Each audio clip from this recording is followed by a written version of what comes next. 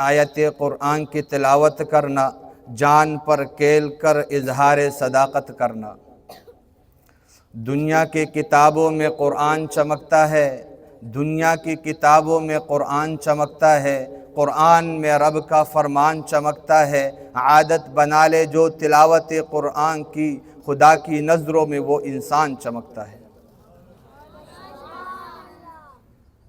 محترم اساتذہ کرام، علماء کرام اور غیور مسلمانوں اور بھائیوں اور دوستوں، جیسے کہ آپ کے علم میں ہے، یہ مبارک مہینہ ایک عظمت والا مہینہ ہے، اور اس مہینے کا تعلق ایک خاص مناسبت سے ہے۔ جتنی بھی نعمتیں اللہ تبارک و تعالیٰ نے دی ہے، آپ اندازہ کریں، توجہ میری طرف رکھنا، رب کائنات نے بے شمار نعمتیں انسانوں پر کی ہے۔ اللہ تبارک و تعالیٰ فرماتے ہیں وَإِن تَعُدُّوا نِعْمَةَ اللَّهِ لَا تُحْصُوهَا، اگر تم میرے نعمتوں کو گننا چاہو، شمار کرنا چاہو، کیلکولیشن کرنا چاہو تو نہیں کر سکتے۔ لکھنے والے، شمار کرنے والے وہ تک سکتے ہیں، لکھنے والے ان کے قلمیں ٹوٹ سکتی ہے، انگلیاں تک سکتی ہے، لیکن رب کائنات کی نعمتیں ختم ہو ہی نہیں سکتی ہیں۔ نعمتیں بے شمار ہے، بے انتہا ہے، لامحدود ہے، لیکن بعض نعمتیں ایسی ہوتی ہے، بعض نعمتیں ایسی ہوتی ہے کہ وہ نعمتیں سب نعمتوں سے اعلیٰ اور بالا ہوتی ہے۔ آپ اندازہ کیجئے، رب کریم اپنے مقدس کتاب میں فرماتے ہیں یا ایھا الذین آمنوا کتب علیکم الصیام کما کتب علی الذین من قبلکم، اے ایمان والو، یہ کوئی نئی بات نہیں ہے، تم پر رمضان المبارک کے روزے فرض کیے گئے ہیں۔ من قبلکم کا جملہ بتا رہا ہے یہ کوئی نیا کام نہیں ہے، یہ روزے پہلے بھی لوگ رکھ چکے ہیں، پہلے امتوں کو بھی روزے دیے گئے، لیکن رحمتوں کا سمندر، لیکن رحمتوں اور برکتوں کا سمندر، رمضان المبارک کا عظیم مہینہ وہ اس امت کو دیا گیا ہے۔ یہ ایک اتنی بڑی نعمت ہے۔ بالکل اسی طرح آپ مزید آگے چلتے چلے، رب کائنات نے 1,00,000 کم و بیش انبیاء سب امتوں کو دیے، سب امتوں کو انبیاء دیے، نبی دیے، لیکن قربان جائیے سارے امتوں کے، سارے نبیوں کے امام، سارے نبیوں کے سردار، سارے نبیوں کے امام الانبیاء محمد مصطفیٰ احمد مجتبیٰ مجھے اور آپ کو دیا ہے۔ بالکل اسی طرح آپ آگے چلے، بالکل اسی طرح آپ آگے چلے، رب کائنات نے کتابیں دوسری امتوں کو بھی دیے ہیں، وہ کتابیں بھی رب کی ہے، یہ کتاب بھی رب کا ہے، وہ کتابیں بھی رب نے نازل کی، یہ کتاب بھی رب نے نازل کی، لیکن آپ قربان جائیے، رب کائنات نے ان امتوں کو بھی کتابیں دی ہے، لیکن رب کائنات نے ان کتابوں میں سے تمام کتابوں کے، کائنات کے تمام کتابوں کا سردار قرآن مقدس وہ اس امت محمدیہ کو عطا فرمایا ہے۔ بات سمجھ میں آ رہی ہے کہ نہیں آ رہی ہے؟ آپ اندازہ کریں جس طرح کلام کی عظمت اور وقعت ہوتی ہے، وہ کلام کرنے والے کی وجہ سے ہوتی ہے۔ کلام کرنے والا کون ہے؟ بات کرنے والا کون ہے؟ آپ اندازہ کیجئے، مثلا ایک بات ہے جو ایک عام آدمی کہہ دیتا ہے، ایک بات ہے ایک عام آدمی کہہ دیتا ہے، اس کی بات کی طرف کوئی توجہ نہیں کرتا، کیوں؟ اس کی بات کی قدر و قیمت اس آدمی کی حیثیت کے مطابق ہوتی ہے، مگر وہی بات ہے، بات وہی ہے، حکم وہی ہے، بات وہی ہے، لیکن حکم دینے والا، بات کرنے والا کوئی بڑا ہے، ملک کا وزیر اعظم ہے، ملک کا صدر ہے، وہ بات کرتا ہے تو اس بات کا مقام اور مرتبہ پھر اور ہوتا ہے۔ یہ دنیا کا دستور ہے۔ آپ اندازہ کیجئے، پوری کائنات میں سب سے عظیم مقام اور مرتبہ وہ رب کائنات کا ہے، تو جس طرح رب کائنات کے اس کا مقام اور مرتبہ ہے اور عظمت ہے، تو اسی طرح کلام کرنے والے کی عظمت کے مطابق اس کی کلام کی عظمت اور وقعت ہوا کرتی ہے، تو اس عظیم رب کا کلام وہ قرآن مقدس کی شکل اور صورت میں ہمارے سامنے موجود ہے۔ لیکن کلام دو طرح ہے، ایک نقوش میں ہے، ایک جسم میں ہے، ایک کلام ہے، ایک صاحب کلام ہے، ایک کلام ہے، ایک صاحب کلام ہے۔ یہ صاحب کلام ہے، وہ کلام ہے۔ رب کائنات نے جیسے کہ شعر میں کہا، پہلے امتوں میں کتابیں تو موجود تھی، ان کو کتابیں دی گئی، لیکن اس امت سے قربان جائیے، یہ اتنی عظیم امت ہے کہ رب کائنات نے اس امت کے فرد کو، اس امت کے بچے کو اس کتاب کی سعادت، حفظ کی سعادت عطا فرمائی ہے، جو آپ نے آج 17 اور 18 دن میں قرآن سن کر وہ عملی مشاہدہ آپ نے کر لیا کہ اس عظیم رب کا پورا کلام میں نے اپنے امام سے جو ہے وہ سنا ہے۔ پہلے امتوں میں یہ بات نہیں ہوا کرتی تھی، کلام یاد ہوا کرتا تھا نبی کو، کلام یاد ہوا کرتا تھا، وہ نبی کو یاد ہوا کرتا تھا، وہ امتی کو یاد نہیں ہوتا۔ لیکن اس کلام کی عظمت سے آپ قربان جائیے، اور اتنا عظیم معجزہ ہے، اس کلام کا اتنا عظیم معجزہ ہے کہ 1400 سال گزر چکے ہیں، قیامت کے آنے والے انسان تک پوری دنیا کو چیلنج ہے کہ اے انسانوں، اس کلام کے مثل تم لا نہیں سکتے ہو۔ الف لام میم ذالک الکتاب، قرآن کے شروع میں مختصر تعارف کر کے تجھے بتلا دیا کہ ذالک الکتاب لا ریب فیہ۔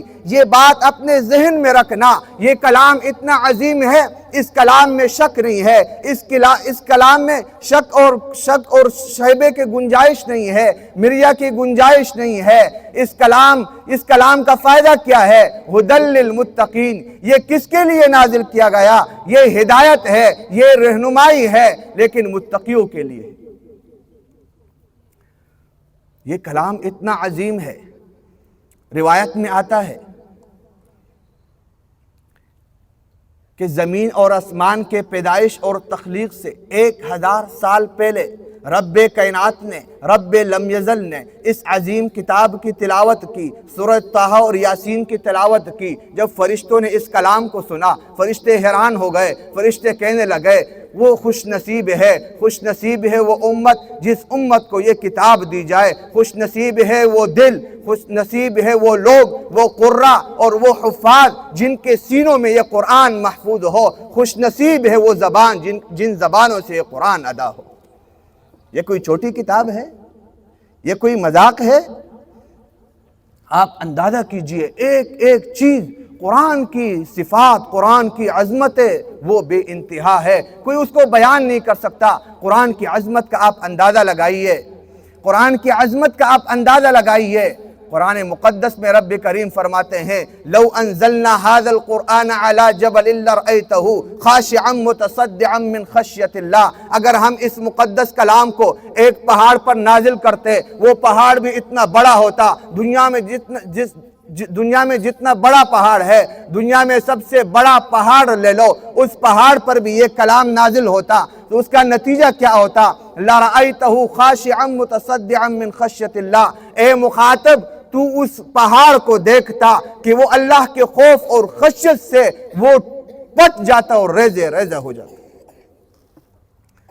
آپ اندازہ کیجئے کہ یہ اتنا عظیم کلام ہے۔ رب کریم فرماتے ہیں اس کلام کی ہیبت کا آپ اندازہ کیجئے، اس کلام کی عظمت کا آپ اندازہ کیجئے کہ وہ عظیم پہاڑ اس کلام کو برداشت نہ کر سکے، لیکن قربان جائیے محمد مصطفیٰ احمد مجتبیٰ صلی اللہ علیہ وسلم کے طفیل، یہ کلام مجھے اور آپ کو ملا ہے، ہم اس پر شکر ادا کریں، ورنہ یہ منتقل نہیں ہوتا۔ اس لیے کہ یہ کلام اتنا باری ہے، نبی کا سینہ اتنا طاقتور ہوتا ہے۔ رب کریم فرما رہے ہیں کہ وہ کلام جس کو پہاڑ برداشت نہیں کر سکتا، وہ ہم نے آپ تک منتقل کرایا اپنے نبی کے واسطے سے۔ اگر یہ واسطہ ہٹا دیا جاتا تو آپ کو یہ کلام نہیں ملتا۔ یہ کوئی چھوٹا کلام ہے؟ یہ بہت عظیم کلام ہے۔ آپ کلام کی عظمت کا آپ اندازہ کیجئے، دنیا میں جس طرح کسی کلام کی عظمت ہوتی ہے، اسی طرح اس کلام کی فضیلت ہوتی ہے۔ دنیا کی کتابیں لے لو، دنیا کی باتیں لے لو، ایک کتاب ہے اگر کتاب آپ پڑھیں اور بات اس میں ٹھیک ہو، اس سے آپ کو رہنمائی ملے، ہدایت ملے، روشنی ملے، تو بات ٹھیک ہے، بات سمجھ میں آئی، آپ کو نیکی مل جائے گی، کیونکہ اس بات سے آپ کو فائدہ جو ملا۔ لیکن آپ قربان جائیے قرآن مقدس سے، آپ قربان جائیے قرآن مقدس سے، اس کی بات نہیں ہو رہی ہے، اس کی حرف کی بات ہو رہی ہے۔ اس کے اگر آپ ایک ایک حرف کی بھی تلاوت کرتے ہیں تو اللہ کی رسول فرماتے ہیں رب کریم آپ کو اس ایک ایک حرف کے بدلے میں بھی 10 نیکی عطا فرمائے۔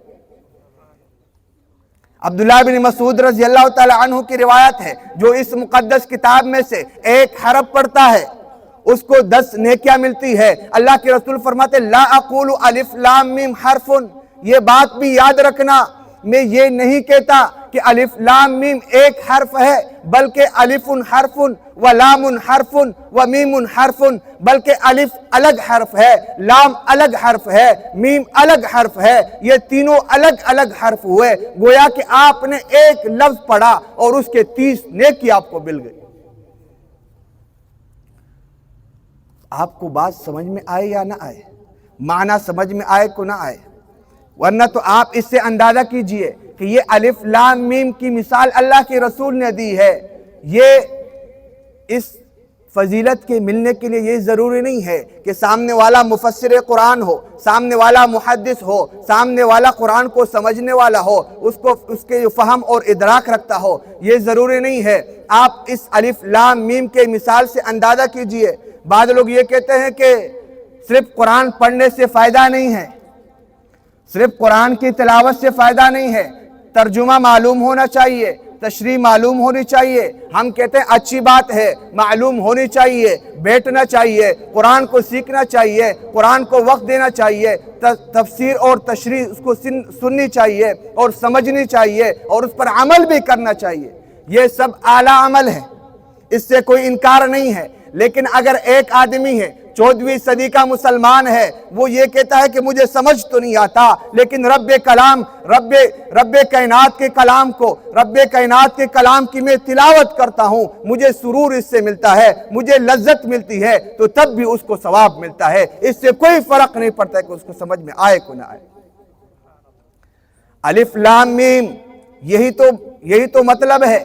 جمہور مفسرین کے ہاں یہ حروف مقطعات میں سے ہے۔ حروف مقطعات کی معنی اور تشریح اور مطلب اور توضیح اور ترجمہ کوئی نہیں جانتا۔ مفسرین کہتے ہیں واللہ اعلم بمرادہ، ان حروف کے معنی اور مطلب اور تشریح اور توضیح کو جاننے والا وہ رب کائنات خود ہے۔ تو بات ہی ختم ہو گئی۔ سب سے پہلا لفظ بتلا دیا، 14ویں صدی کے مسلمان کا مسئلہ ہی ختم ہو گیا کہ ایسا نہ ہو کوئی آپ کو دھوکے میں ڈالے اور آپ کو قرآن کی تلاوت سے روک دے۔ تو آپ نے قرآن کی تلاوت کرنی ہے، آپ قرآن کی تلاوت کریں گے، ایک ایک حرف پر 10 نیکیاں ملے گی۔ اس سے بڑھ کر میں کہتا ہوں اگر کوئی تلاوت کرے، آپ سنیں، تب بھی آپ کو نیکیاں ملے گی۔ اس سے بڑھ کر اگر آپ قرآن کو سامنے رکھتے ہیں اور عقیدت اور محبت سے آپ قرآن کو دیکھتے ہیں تو اس قرآن کو دیکھنے پر بھی آپ کو اجر و ثواب ملے گا۔ یہ اتنا عظیم کلام ہے، یہ کوئی معمولی کتاب نہیں ہے، یہ دنیا کی کتابیں نہیں ہیں، یہ کوئی اسکول اور کالج کی کتاب نہیں ہے، یہ عظیم رب کی کتاب ہے۔ کس کے لیے نازل کی گئی؟ قرآن نے بہت ہی مختصر اور جامع اور معنی تعریف کر دی۔ الف لام میم ذالک الکتاب لا ریب فیہ، پوری دنیا کو بتا دیا کہ کوئی آپ کو شک اور شبہ مبتلا نہ کر دے۔ یہ جو کتاب ہے ذالک الکتاب لا ریب فیہ، دنیا والوں 14ویں صدی کے مسلمانوں سن لو، لا ریب فیہ، اس کتاب میں کوئی شک اور شبہ ہی نہیں ہے۔ یہ تعریف کر کے بتلا دیا۔ ہو سکتا ہے کل آپ کو کوئی یہ کہے کہ اصل کتاب تو موجود نہیں ہے، اصل کتاب تو غار میں ہے، وہ قرآن ہے، وہ جو اصل کتاب ہے وہ قرآن ہے، وہ غار میں ہے، وہ کہیں اور ہے، فلاں ہے، طرح طرح کی باتیں آپ کو ملے گی۔ لیکن رب کائنات نے یہ جملہ نازل کر کے بتلا دیا، ذالکل کتاب لا ریب فیہ، یہ کتاب اس میں کوئی شک نہیں ہے۔ اس کتاب کا فائدہ کیا ہوگا، اس کتاب سے مقصود کیا ہے، رب کریم نے دو جملے میں بتا دیا۔ پہلے جملے میں رب اس کتاب کی تعریف کی گئی، دوسرے جملے میں ھدی للمتقین لا کر بتلا دیا کہ اس کتاب کا مقصد متقین کے لیے ہدایت اور رہنمائی ہے۔ یہاں پر ایک چھوٹا سا سوال اٹھتا ہے، یہ رب کس کے ہیں؟ یہ تو عالمین کے رب ہیں۔ رب کس کے ہیں بھائی؟ عالمین کے ہیں کہ نہیں ہیں؟ تمام جہانوں کے رب ہے کہ نہیں ہے؟ یہاں پر اللہ تبارک و تعالیٰ فرماتے یہ کتاب ہم نے نازل کی ہے، اس میں کوئی شک اور شبے کی گنجائش نہیں ہے، ہمیں بات سمجھ میں آئی۔ لیکن آگے فرمایا ھدی للمتقین، یہ ہدایت ہے متقیوں کے لیے۔ حالانکہ ہونا یہ چاہیے تھا کہ ھدی للعالمین، یہ عالمین کے لیے ہدایت ہے۔ متقیوں کو کیوں ذکر کیا، متقیوں کو کیوں خاص کیا، اس کی وجہ اور حکمت کیا ہے؟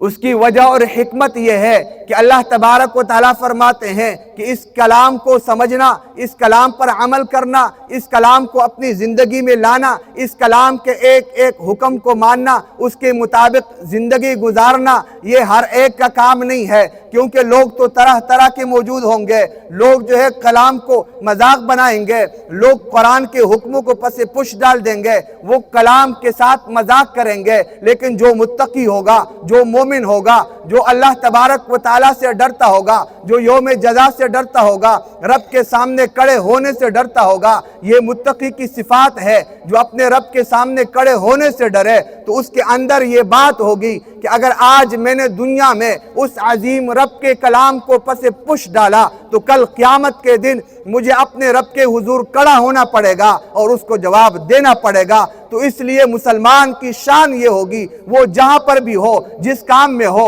جس فیلڈ میں ہو، چاہے تجارت میں ہو، معاشرت میں ہو، زندگی میں ہو، صدارت میں ہو، وزارت میں ہو، جہاں کہیں پر بھی ہو، وہ ان تمام معاملات اور کاروبار میں رب کے حکم کو ملحوظ رکھے۔ صرف عبادات کی بات نہیں ہے، اور یہ وہ آدمی کرے گا جو رب سے ڈرتا ہوگا۔ اللہ تبارک و تعالی ہمارے اندر متقین کے جو ہے صفات پیدا فرمائے۔ یہ عظیم کتاب ہے اور یہ ہدایت ایک صورت میں ہے۔ اس سے یہ بھی پتہ چلا جن لوگوں کے اندر جذبہ ہوگا، جن لوگوں کے اندر جذبہ ہوگا اپنے رب کے کلام کو سمجھنے اور اس پر عمل کرنے کے لیے، یہ ان کے لیے ہدایت ہے۔ ورنہ ہدایت تو موجود ہوگی، قرآن تو موجود ہوگا، کسی کو ہدایت نہیں ملے گی۔ آسان سی مثال آپ لے لیجئے، سورج موجود ہے، سورج کا کام کیا ہے؟ لوگوں کو فائدہ دینا ہے۔ لوگ اس سے طرح طرح کے فوائد حاصل کرتے ہیں، زمینوں کے اعتبار سے دیکھیں، ہر اعتبار سے لوگ فائدہ حاصل کرتے ہیں، جسمانی اعتبار سے بھی فائدہ حاصل کرتے ہیں۔ لیکن اگر کوئی آدمی سورج نکلنے سے پہلے زمین میں اور غار میں جا کر چھپ جائے اور سورج غروب ہونے کے بعد نکلے اور کہے کہ مجھے تو سورج سے فائدہ ہی نہیں ہوا، تو آپ بتائیں کہ غلطی اس آدمی کی ہے یا سورج کی ہے؟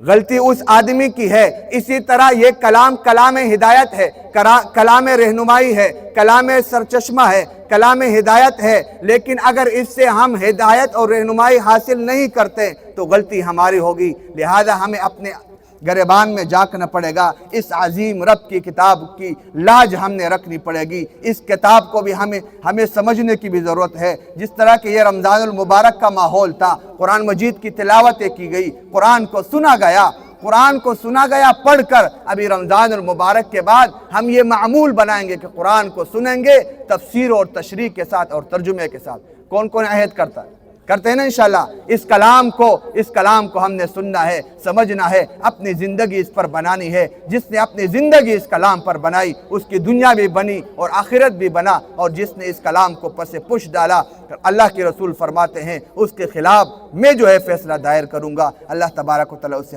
ہماری حفاظت فرمائے۔ وآخر دعوانا الحمدللہ رب العالمین۔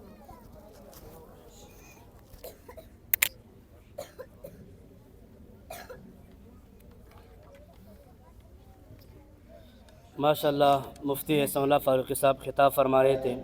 اس کے بعد میں مختصر وقت کے لیے مدرسہ جامعۃ الحسنین کے استاد محترم مولانا رحیم اللہ صاحب سے درخواست کروں گا کہ وہ آئے اور آپ حضرات کے سامنے اپنے خیالات کا اظہار فرمائیں۔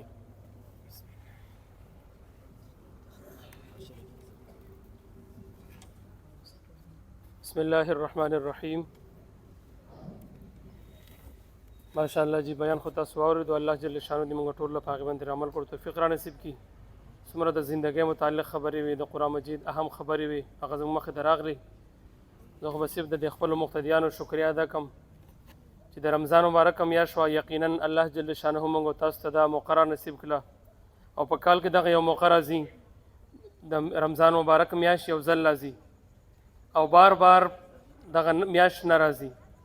دغه میاشت مبارک راغلی و. الله جل شانه موږ او تاسو ته توفیق راکړو چې موږ رالو په تراویح کې وردېدو. د الف لام میم نه واله تر والناس پورې قرآن موږ واورېدو. په دې یو حرف باندې په یو آیت باندې او دغه شانې په دې تکالیف او په دې مشقتونو باندې چې څومره اجر ثواب دی د الله د ذات نه امید دی انشاءالله الله هغه به موږ ته راکوي. څومره ملګري راغلي او تراویح کې زموږ سره ولاړو یقینا هغه ډېر خوش قسمت لري او دا نور هم څومره په دې اختتامی دعا کې پروګرام کې شریک شو دا هم بابرکته ماحول دی. ځکه دا داسې ماحول دی که څوک بالکل آخر دعا کې شریک شي هغه هم د خیر نه محرومیږي. نو دغه ملګرو ډیره ډیره زیاته شکریه چې راغله هغه زموږ سره وردېدل. دا محفل روښانه کو. نن دا خوشحالي د هغوی ده، دا خوشحالي د هغوی په نصیب کې وه چې د هغوی د وجې نه الله جل شانه دومره غټ ماحول دومره غټ محفل جوړ کو. نو کم ملګري څومره راغلي و تراویح کې زموږ سره ولاړو د هغوی ډیره ډیره زیاته شکریه. څومره میلمانه راغلي دي مشران کشران سپینګیري د هغوی د راتلو هم ډیره ډیره شکریه. انشاءالله زندگی وه الله جل شانه زندگی راکړه بیا به ملاقات کیږي. السلام علیکم.